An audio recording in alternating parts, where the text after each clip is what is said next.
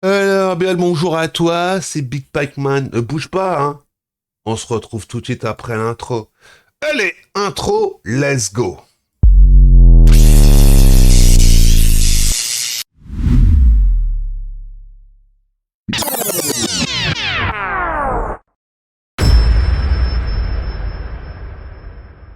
Bon, salut. Alors aujourd'hui, c'est une petite vidéo où on va encore parler d'Elden Ring.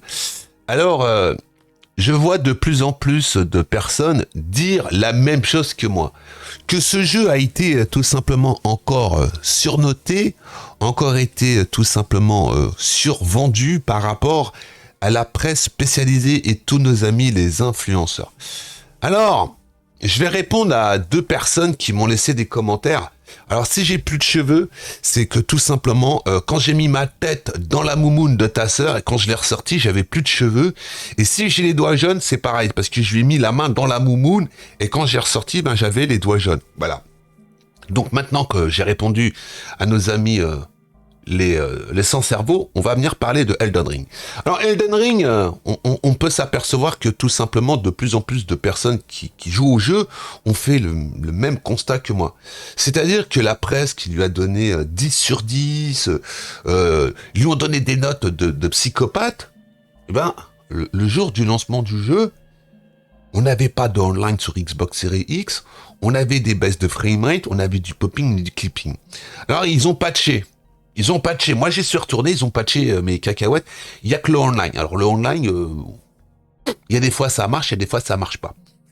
Alors, on voit toute la presse qui sont là en train de dire ah le jeu il est formidable et après la sortie, tous les joueurs disent ben l'inverse. Alors, est-ce que la presse est encore légitime tout simplement pour donner leur avis sur un jeu? Est-ce que la presse n'est pas tout simplement corrompue? Ben moi je pense que oui, et même tous les influenceurs ne soulèvent, ne soulèvent pas les problèmes. Alors, comme moi j'ai dit qu'il y avait beaucoup de problèmes, on est venu encore me critiquer. Mais quand on regarde sur les forums, la note de ce jeu n'arrête pas de baisser. N'arrête pas de baisser. Est-ce que tu sais que il y a, par rapport comment t'appelles, au trophée débloqué, il y aurait que 48% des joueurs ont arrivé à tuer le premier boss qui est dans l'aventure pour avancer. 48%. Au bout de 4 jours. Alors le jeu n'est pas exempt de qualité, mais il n'est pas exempt non plus de défauts. Hein.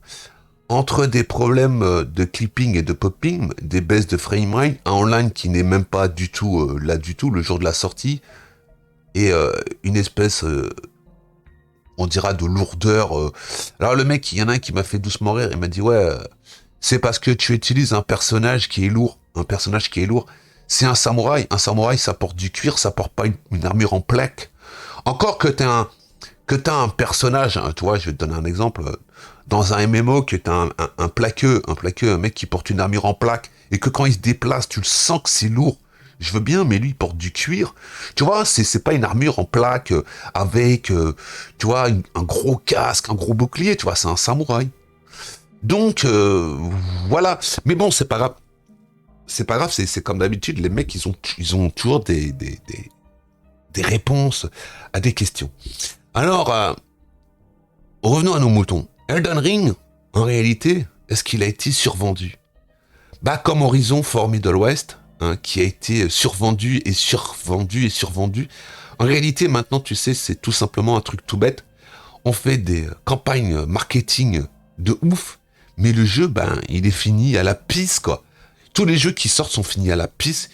Regarde ton Cyberbug 2077.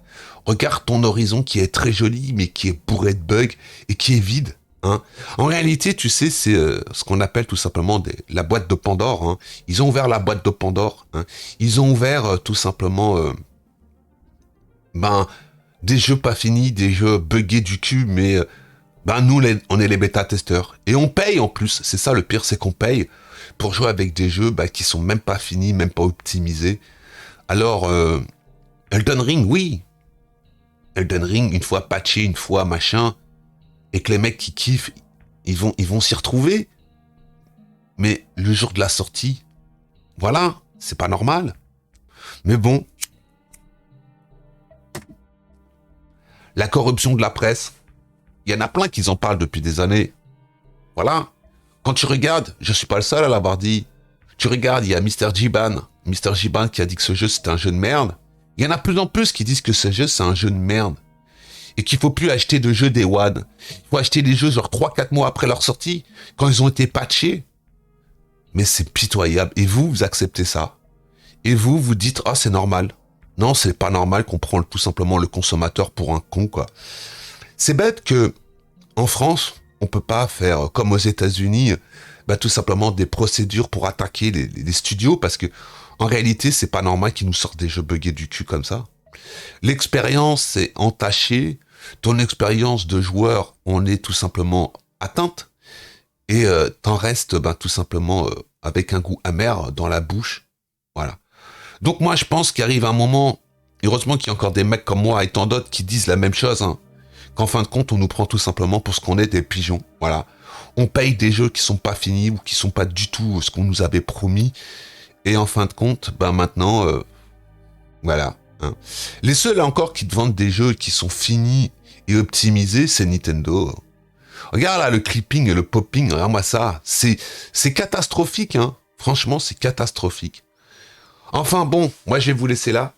Mais ça c'est que, ben voilà quoi, hein, les notes des gamers hein, qui jouent au jeu disent tous la même chose. Hein. Le jeu a été surnoté encore, et puis bah voilà. Bon allez, on se laisse là, la polémique, hein. Il y a que ça qui fait vendre.